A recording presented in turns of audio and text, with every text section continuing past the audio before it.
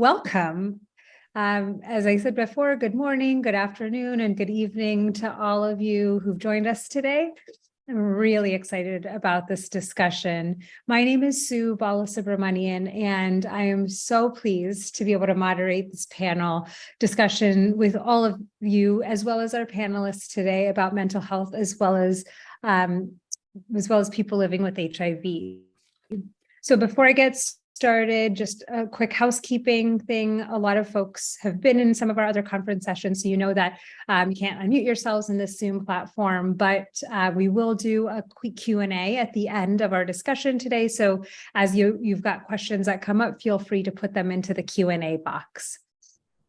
So let's get started. As we think about HIV and mental health, and we consider both together, I just want us to take a minute to zoom out a little bit. So while this panel specifically is about the integration of mental health support and HIV services, it's ultimately a panel about integration, right? So I think that this is so important because way too often mental health is seen as something and is treated as something that's standalone, or something that's oftentimes not even considered at all in global programming.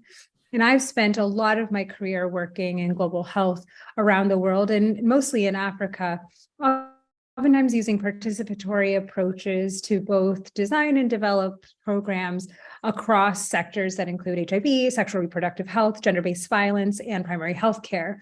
And in all of these sectors, the way we define health is solely as physical health. And in my experience, even when we see the need for mental health and psychosocial support, there's oftentimes a lack of expertise or a lack of funding, and sometimes even a lack of will to address them.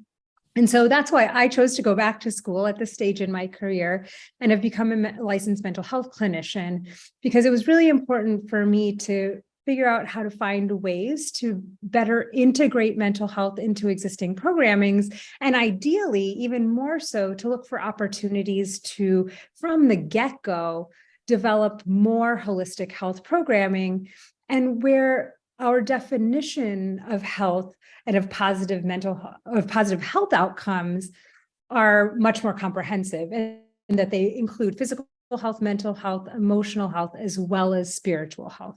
And so today, we focus on HIV as an opportunity for integration. And we know that there are bidirectional relationships between mental health and HIV, right? So we know that if folks have negative mental health outcomes, they can lead to behaviors that increase the risk of HIV transmission.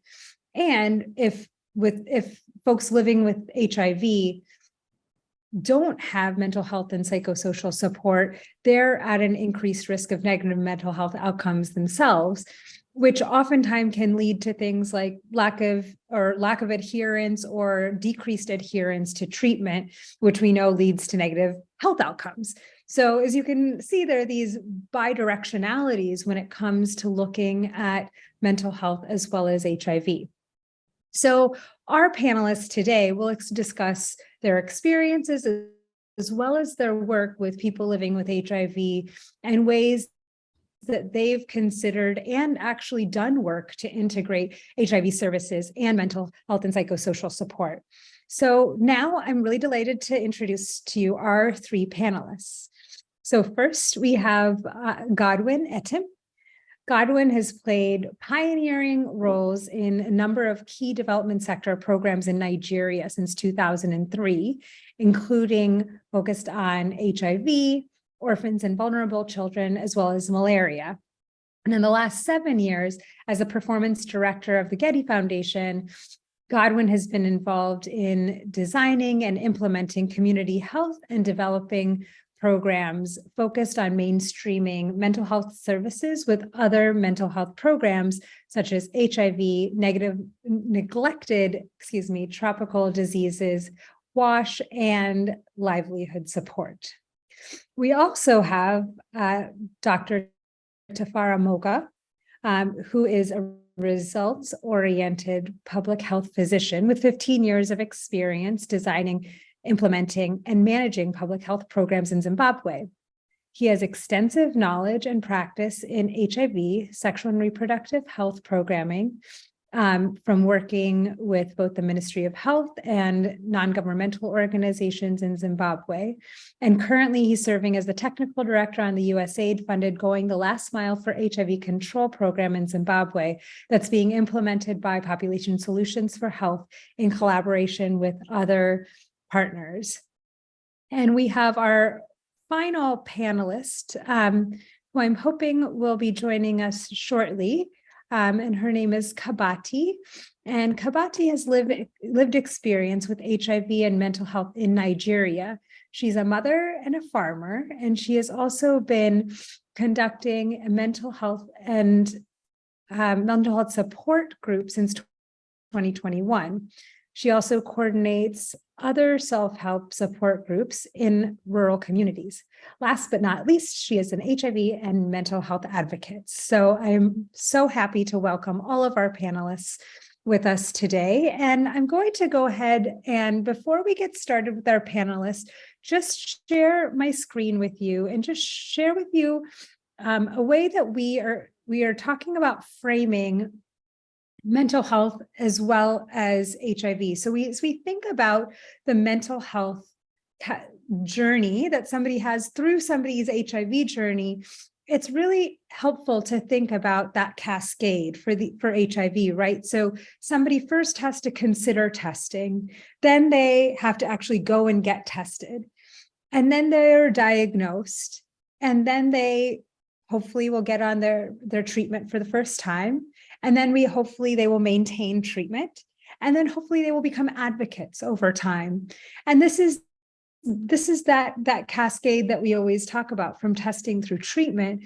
And as we think about somebody's mental health, which is sort of, depicted, this is not the, a journey that, we all put our stamps on, but just as an example of a journey of somebody's mental health journey. So that orange line really tries to depict at different points throughout the journey what might happen to somebody's mental health. So for example, you see, that once, as somebody's considering getting tested, maybe potentially they're getting more anxious about going to get testing. And so we might see a decrease in mental health. And then once they get tested, maybe they're feeling a little bit more hopeful. And then after they get their diagnosis, they're feeling really low and devastated and depressed. And so that might be something that keeps them from going to get their first treatment. And then potentially after they get their first treatment, they may be feeling great and, and feeling much more hopeful. But then maybe after they get their first treatment, they're starting to experience some of the side effects of HIV treatment. And so we may see their mental health go down. But the more, we're able to, so this is just, as I said, an example, but an important one to think about the overlay of how mental health is affected through somebody's HIV journey, who is living with HIV, from the time, that they're first considering getting tested. And so as we think about a journey like this, it's important for us as practitioners, as programmers, as designers, as implementers to really figure out, where does it make sense for us to work to integrate mental health into the existing HIV services that we're providing. So with that, just a frame for our discussion today. I'm going to ask Godwin to come up. And the first thing I want to ask Godwin about is, what was it that first made the Getty Foundation decide to think about integrating mental health and psychosocial support into the HIV journey? And which parts of the journey did you choose to prioritize upfront? So Godwin, please. I'm going to share your slides for you. So let me know to move to the next. Thank you very much, Sue, for that introduction. And thank you. I want to greet all the panelists and all our viewers from across the world. My name is Godwin, as he said, and we started HIV and AIDS implementation 20 years ago in Getty Foundation, where I work up to now. So I think to go straight to your question, what made me to move into mental health is the HIV itself, the HIV treatment and the outcome from our clients now made us to start thinking that something else is going on with our clients. So it was beyond medication, it was beyond counseling. After 12 years, we started having our clients coming in with some complaints. Some come with issues about domestic violence and all those kind of problems that happens in homes, when, especially for discordant couples that one person might be positive and the other one is negative. So the complaint became very huge, and we started examining why could be that complaint, what could be the problem, and we now move into mental health because we thought that it might have been a psychological problem. It's beyond medical. So we now have to establish an evidence by going to conduct prevalence study. We had a huge prevalence study that captured depression, alcohol use, and suicidality among people with HIV and AIDS in FCT. So I think with that study, we were able to establish the extent of depression among these particular people who we have served on HIV treatment over the decade. So we had about 28.8% of people with HIV that we involved in the prevalence study have a severe episode of depression in their lifetime. Of course, if that occurs, it has to apply a lot into cost, because if you are depressed with HIV treatment, you might limit yourself in adherence, or you might even stop taking medications and then move into drug resistance. So if you were in first line medication, automatically you stop because of depression. You have to move to second line drugs, which might not be available and expensive. So we now establish that, and we now say, okay, we need to holistically tackle mental health and HIV if we want to increase the health outcomes of thousands of our clients then. So that essentially made us to move into mental health with HIV and AIDS. And of course, we also noticed that as we entered mental health, we now made some research and now found out that 1 in every 4 Nigerians have mental health condition, that is WHO. So for our clients who are positive with HIV and the general population, there was need for us to have holistic interventions in mental health. So the area that we focus in HIV was holistic, because if you are not infected with HIV, you are definitely affected with HIV. So we had holistic intervention by counseling, prevention, treatment, diagnosis, treatment, and even advocacy, where we now have support group of people with HIV and AIDS in the local communities. So we provide counseling, we do preventive intervention, we also do curative and treatment and care. We also do home-based care for those who are very ill and could not come to clinic to access their medication. So we had a continuum of care across prevention, management, treatment, and advocacy. And we allowed those with HIV and AIDS to take the driver's seat by also championing to establish self-help groups in the local communities. So that was what gave us that strength, because because then in 2002, HIV was a huge problem. It was highly stigmatized and highly underserved in those years.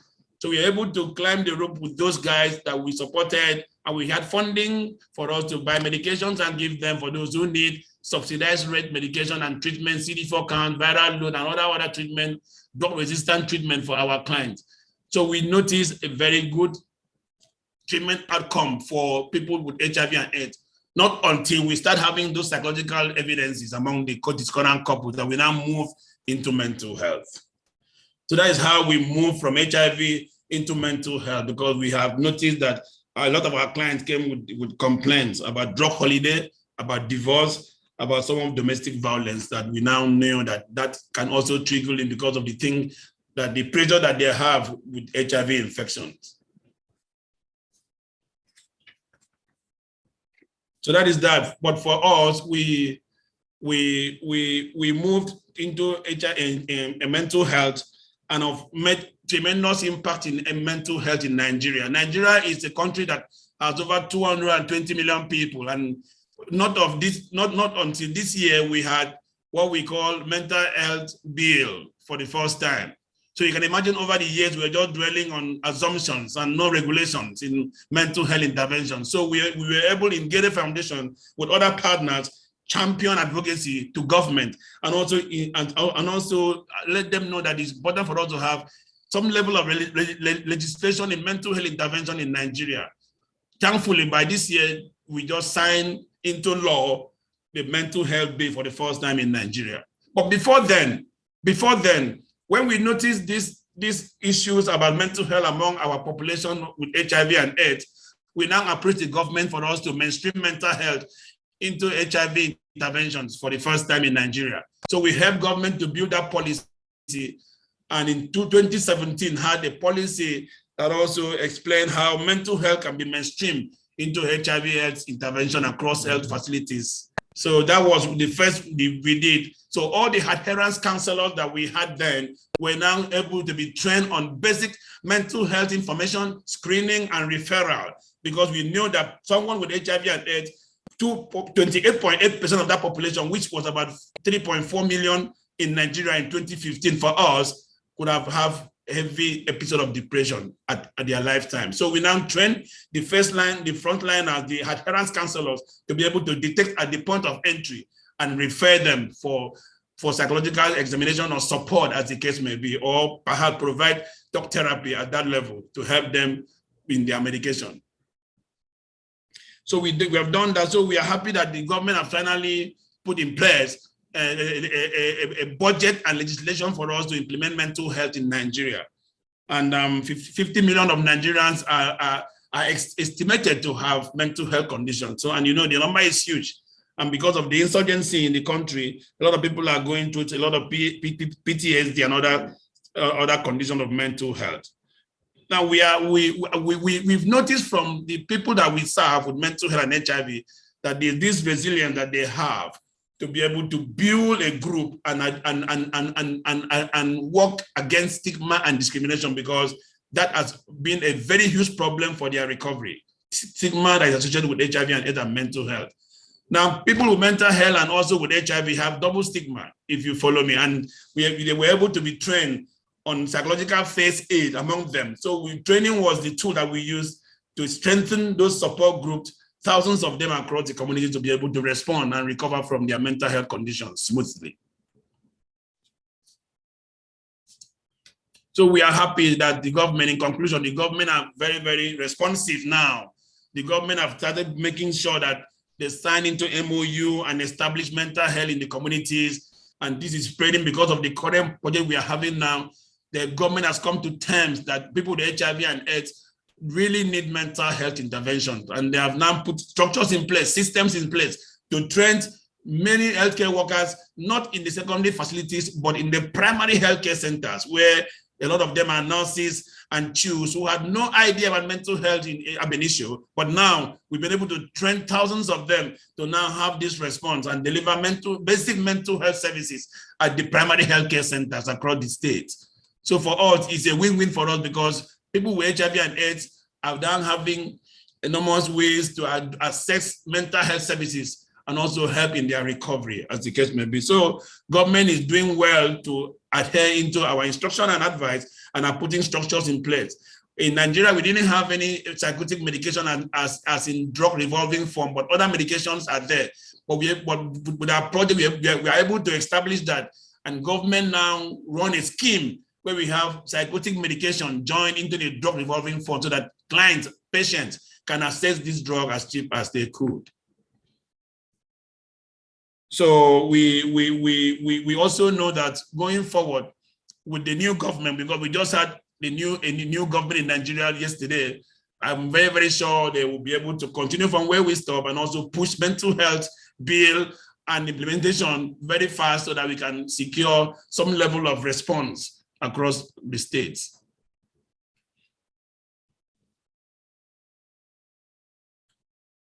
Thank you, Godwin. It's so exciting to hear the work that you've all been doing at the Getty Foundation for so long. And most importantly, the fact that you've been able to get the government on board. Oftentimes when we implement different programming that's donor funded, it's really hard, to get the government on board. And oftentimes that's the ultimate goal, is to make sure that they take ownership of some of this work. So so congratulations on that work. And, we'll certainly hear some more, in the coming panel here. And I want to next, go over to Tafara, and would love to hear about, similarly, some of the work that you all have been doing at PSH in Zimbabwe to integrate mental health and psychosocial support into your HIV services.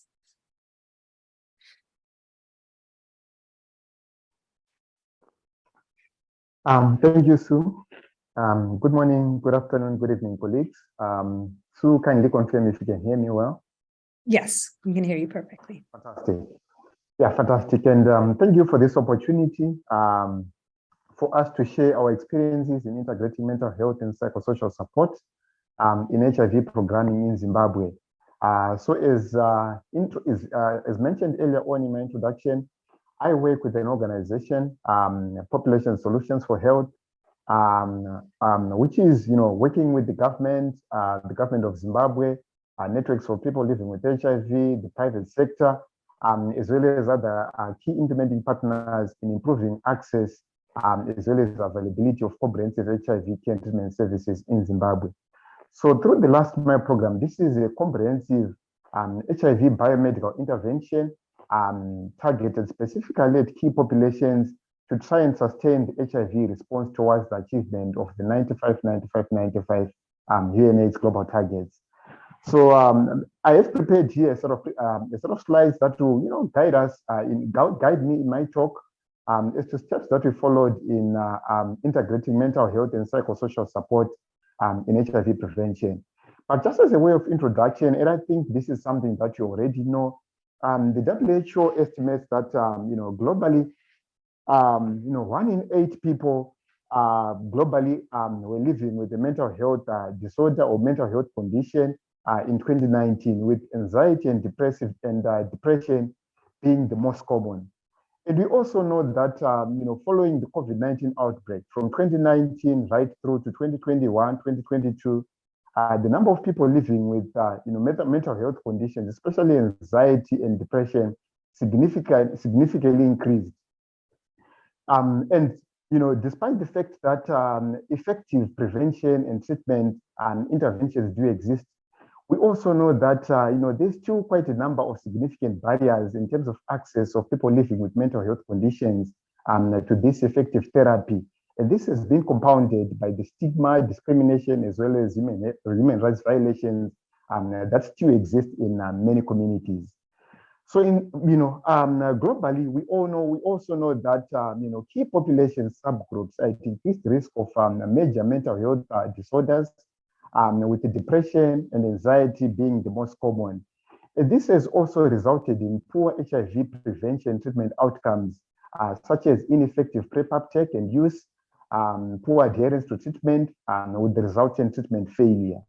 So despite the numerous interventions that, as HIV programs we do implement, if we don't address mental health challenges or, the mental health within our clients, the recipients of care, we run the risk of, having, negative or suboptimal clinical outcomes of HIV because of the unaddressed challenges that may be there.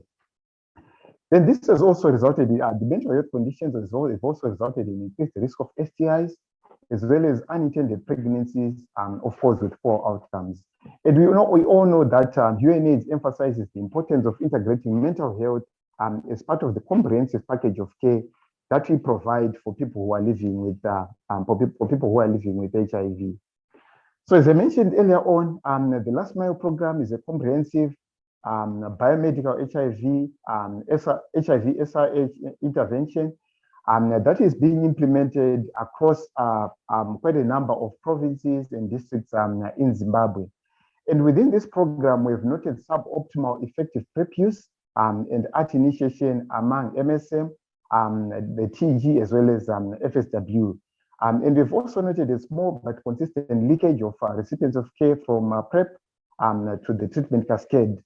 And despite the numerous workaround interventions that we have implemented, they have continued to be suboptimal PrEP uptake, as well as some notable HIV treatment outcomes among recipients of care. So as a program, we hypothesize that mental health issues that may be common among some recipients of care, especially those with poor psychosocial support, may be contributing to these negative outcomes.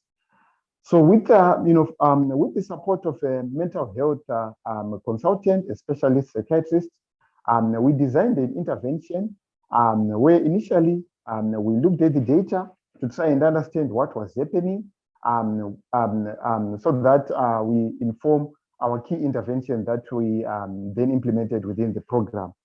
So following that, desk review, with the support of the consultant, we then conducted, a training of trainers where we identified mental health leads across the New Start Center clinics that we work with as a program, together with, some identified clinicians, as well as, some community footprint, known as expert clients, who underwent a 5-day training of trainers using adapted MHGAP curriculum.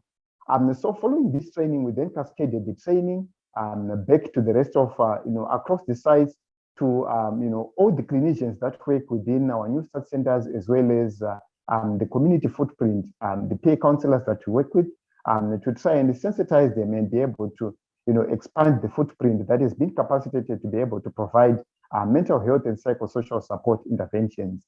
So in our case, we are using the PHQ-9 forms as well as the GAD-7 for screening.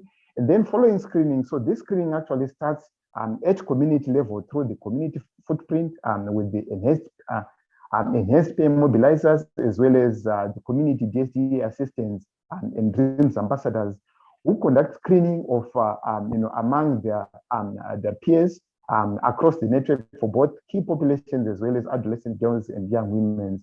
And for clients who have been identified who they have screened positive, these are referred to for further mental health assessment by a qualified nurse that works within our facilities. Following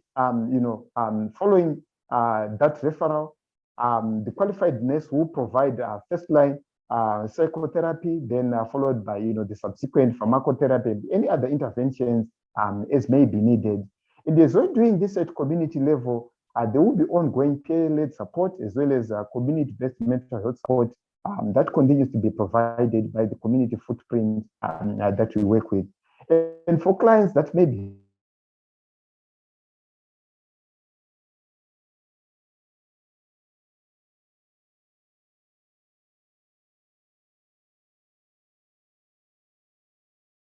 for psychiatrist management across within our program from October 2022 to December 2022.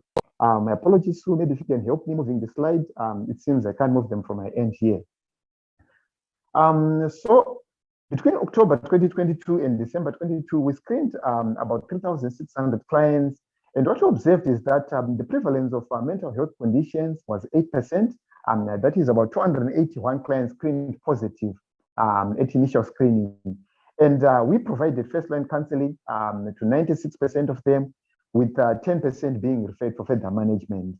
I will draw your attention to the pie chart on the right, which clearly indicates that anxiety, depression, as well as substance use were the most prevalent conditions or mental health conditions that were identified among these populations that were screened. And we went on to do a deep dive, a sub-analysis of this data to try and understand the situation or the picture across the different KP subpopulations that we work with. If you can help me move on to the next slide, Sue. So what we noted again is that substance abuse, maybe the one before that, with the table, substance abuse was quite prevalent, not just for the KP community, the MSM, FSW, as well as the TG, but this was also quite prevalent even among the general population that are receiving care and treatment services across our clinics. So definitely substance abuse is one thing that we really have to address across HIV programming. And I know this is not just the case in Zimbabwe, but substance use and abuse is something that is that is really happening globally, And as HIV programs and also as mental health programs, this is something that we also have to take note of.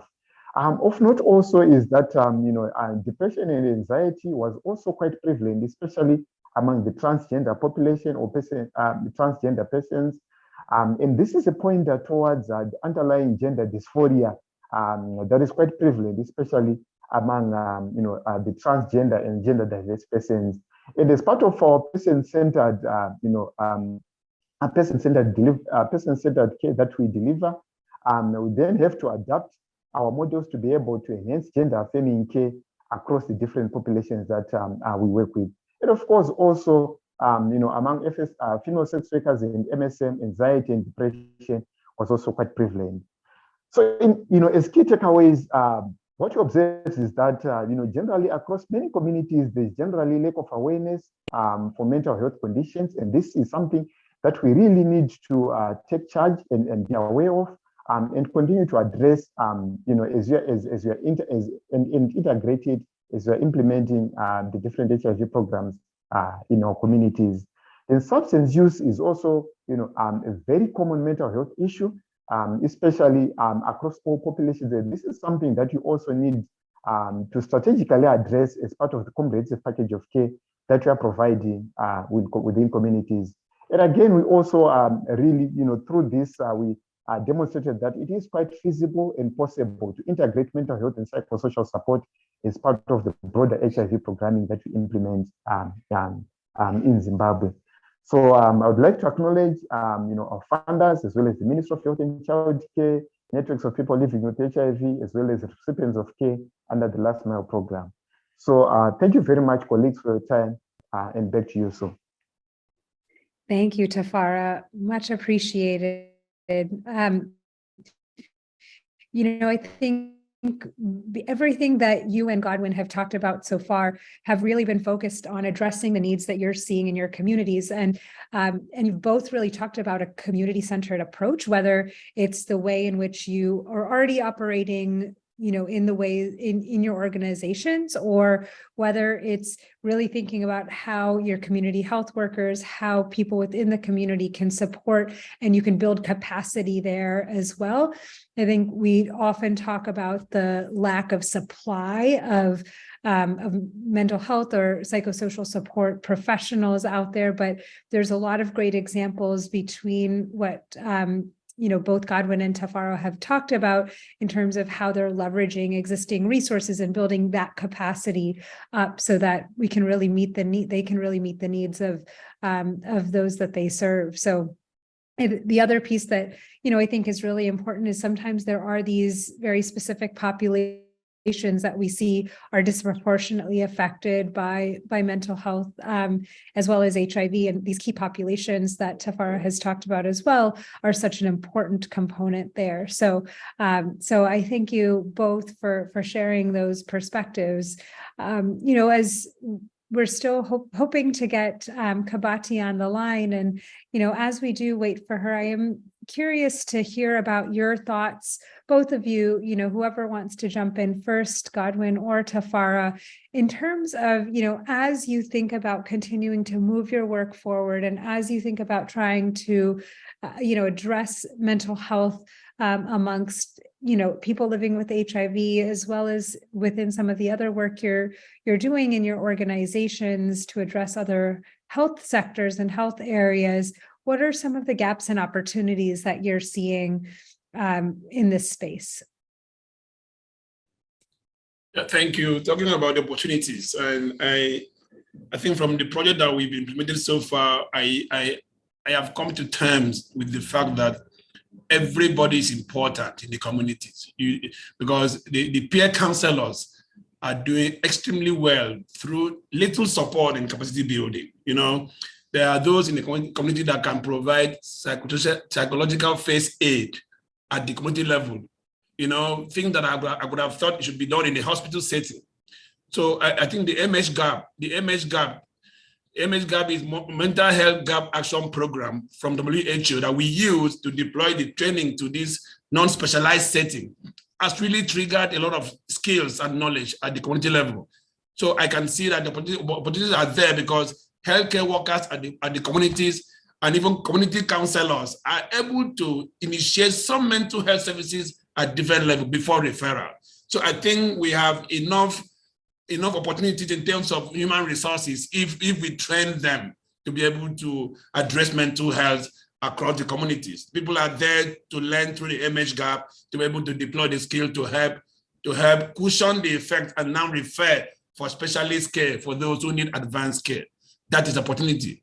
But the gap there is that often than not, with medication is also a problem because I know medication is not the final resort in mental health intervention, but it's also needful because a lot of people need medication. So I think the gap now is for us to be able to perhaps harness resources to bring more medication for those who might need, because of the experience we had in current projects, the issues of relapse. If they stop medication, like the seizure, someone with epilepsy, perhaps the epilepsy might reduce to some extent, the frequency might reduce to some extent, but if you stop the medication, it might come very devastating, as the case may be. So I think sustaining the medication is another gap that we need to fill from my end in Nigeria. I don't know about my brother, Moga.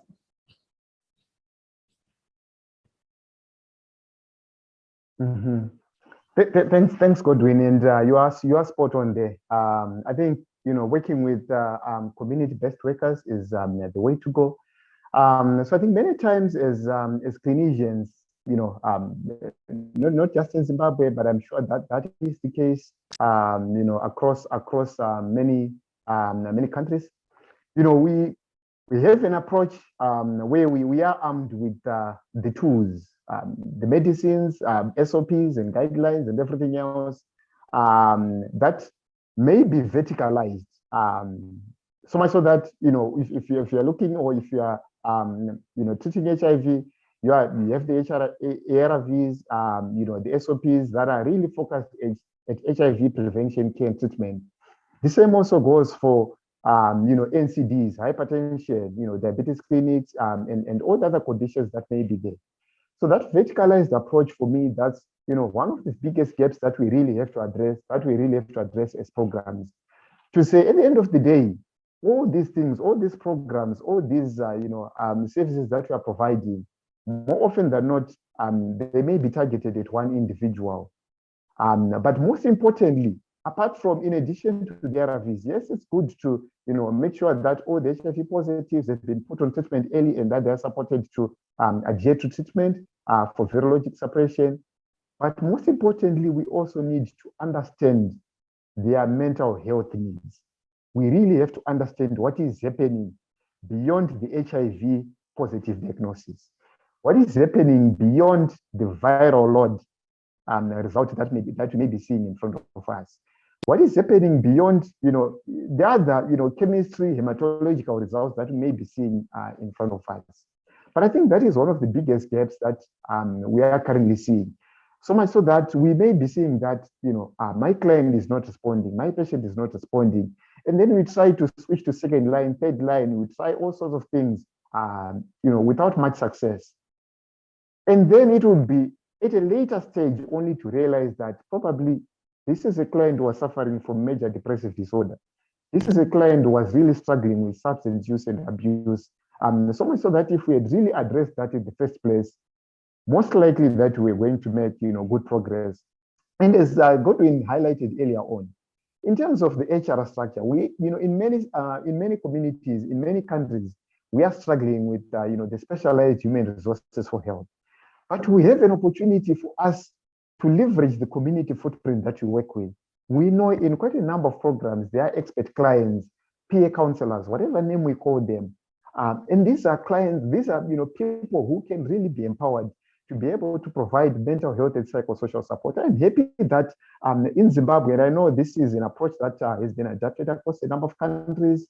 I'm not sure if, how many of us have heard about the friendship bench, but this is really, a model that we can easily adapt, and that is easily scalable. That is easily scalable for us to be able to provide comprehensive mental health and psychosocial support that may actually help us in addressing some of the challenges that we may be seeing in our programs as well. Thanks, and back to you, Sue. Thanks, Tafara. Thanks, Godwin. I think you note a lot of key opportunities, and again, some of which are specific to your context, but also some of which are global opportunities here. And whether we're thinking about verticalized approaches or how we're engaging community health workers, there's so many different opportunities. And I might even add things like funding, which I know that in the very opening session, Chris was talking about.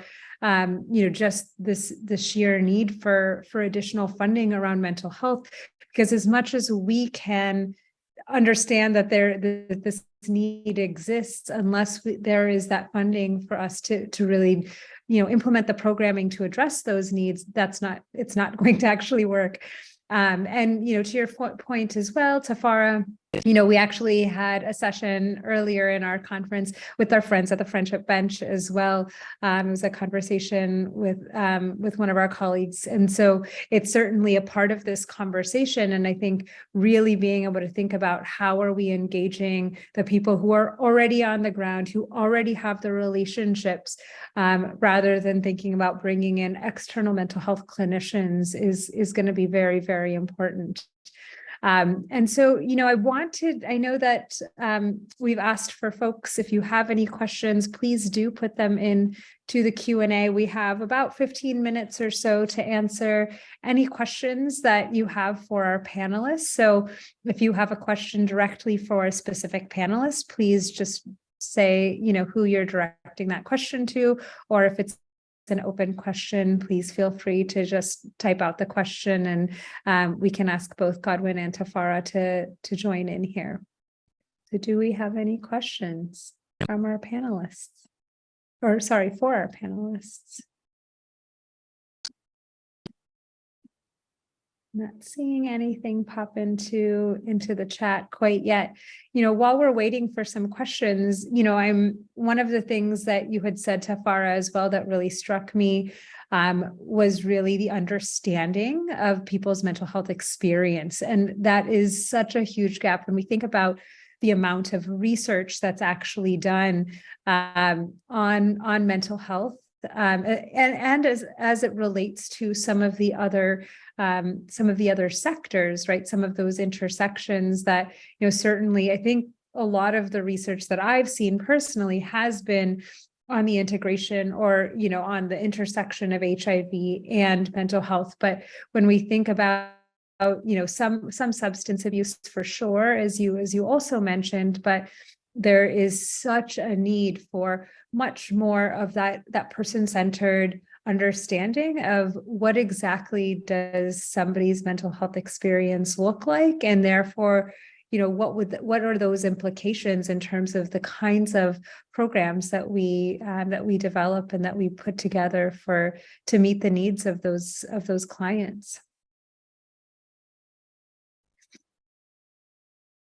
So I haven't seen any questions pop into the Q&A quite yet. I'm curious, as we wait for any other questions to see if, either, Tafara or Godwin, if you have any additional thoughts that you'd like to share just based on this conversation that we've been having so far. Yes, just to talk about the resilience that has developed over the years by those with HIV and AIDS and mental health. Generally speaking, they are suffering from what I call double stigma, HIV and mental health. But I think from the initial breaking of ice in terms of coming to terms with your HIV status, there is this rapid resilience among them to be able to confront any kind of stigmatized health burden. Because I see that because we use the same model in community self-help group for HIV and evolve into mental health. So the approach still works for mental health, people with mental health condition, of course, supported by those with HIV and AIDS. So I think it's good for me to mention that there is this huge resilience among people with HIV and AIDS who are willing to confront any stigmatized health burden that might come that way, because they become so independent, they form support group, they now become advocates, they talk about their condition, they confront government and sit at tables where people without mental health could not even see. You know, I see the transformation so rapid that people with HIV and AIDS and mental health can go do anything. They can move and they can confront. They are intelligent. They can stimulate discussion to bring about change of policy. So I think it's good to note that, because they are not right off. They are taking their driver's seat to ensure that they respond to their health burden that it is. I think you raised such an important point, Godwin. Thank you so much for bringing up this point around stigma. We, often talk about stigma around HIV. We talk about it in terms of, getting on, staying on treatment. One of the big barriers to getting on and adhering to treatment is, concerns around self-stigma, concerns around community stigma. Just by walking into a clinic and, just thinking about what other people might think of somebody going into that clinic. And at the same time, as you mentioned, there's this enormous stigma around mental health. And, it could be the language that we use around mental health and some of the legacy of that language in the countries where we live and where we serve. And oftentimes, and Tafara, you can correct me if I'm wrong, but even in Zimbabwe, when we use the words mental health, people automatically think of somebody, that's so extreme that, would be in a mental type institution or a psychiatric institution. And so there's not really a lot of that nuanced language of how do we actually talk about mental health in the language that's right for the context that we're in, and to be able to make sure that people, aren't expecting that language means automatically, they're super sick, or that's that pathologizing language, right? And so how are we thinking about normalizing, our discussions around mental health in a way that, folks are able to be more open about it, able to talk about it, and able to seek the care that they need to. And, there's a lot of types of stigmatized sort of work and campaigns that have been done in the past. And I know there's a lot of great work that CBM has been doing around time to change. And so when I think about the HIV journey that we talked about at the very beginning, we can think about that whole journey of testing all the way through diagnosis and treatment and advocacy. But if somebody feels so stigmatized that they're not even going to go and get tested, then we can forget about the rest of the journey, right? So that's what, for me personally, I think that really thinking about stigma and thinking about how we address stigma at the very beginning of somebody's journey and thinking about that destigmatization is so critical. So thank you again, Godwin, for bringing that piece up. I'm curious, Tafara, if you have some thoughts about this as well. Yes, and thanks, Sue. And you are spot on that. In many communities in Zimbabwe, and I'm sure probably that may be the case, especially across most of the African countries, there's still, a lot of stigma around people with mental health conditions, and people associate mental health with, the overtly acute psychotic patients who, more often than not, will be taken into an institution for, institutional care. So certainly, I think as part of the work that we should be doing is really engaging with communities so that we normalize mental health as part of our day-to-day conversations. Issues to do with anxiety, issues to do with depression, what is contributing to the prevalence of substance use and abuse that we are seeing, especially amongst youths of today. I think these are things that we really need to address. I'm happy that across the globe, within HIV programming, there's huge progress that has been made towards ending AIDS by 2030, in line with the UNAIDS 95-95-95 goals. So what we're left with now, or at least from where I'm sitting, and I think now is actually the opportunity for us to integrate and make sure that as we are pulling the HIV programming right, towards that border, as it were, we are not leaving behind anything and anyone. Let's really take on board, the NCDs, mental health issues, other conditions, so that at the end of the day, we address and provide a holistic package of care to persons living with HIV. It would be sad for us really to end up having a situation where we address the HIV needs. We have somebody who is HIV positive, virally suppressed, but because we haven't addressed their mental health needs, they die due to suicide. It will be a very sad situation. And I think this provides an opportunity for us to really think through our programming and see how best we can continue to innovate and integrate mental health programming so that it becomes a part of our day-to-day conversations across our communities. Thanks, and back to you, Sue. Yeah, thanks, Tafara. We've got a couple of minutes left here, and if there are any other questions, please jump in and feel free to ask either Godwin or Tafara.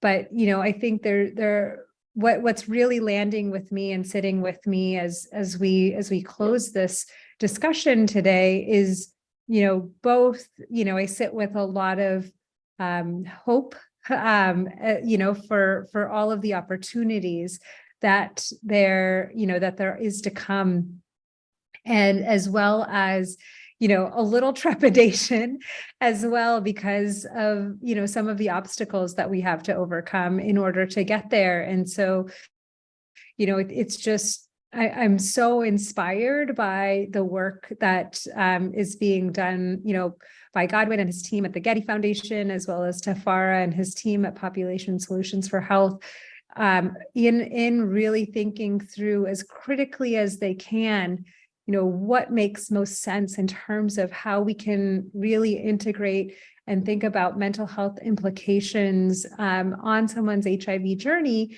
And, as we move forward, as, they've done at the Getty Foundation, is really think about, gosh, how do we think about mental health as an umbrella and something that really affects everything that a person experiences, which is absolutely the case. And so through my trepidation, I am also, like I said, just really grateful and inspired by the work you've all done, by the conversation that we've just had. And I wish you both just wonderful continued success in your work, and I can't wait to hear about what next steps look like and all that you'll continue to accomplish. So all my gratitude. Thank you both so much. And thank you also for our amazing tech support that we've had here as well, and to all of you who have joined us and to listen in on this conversation with us today. So thank you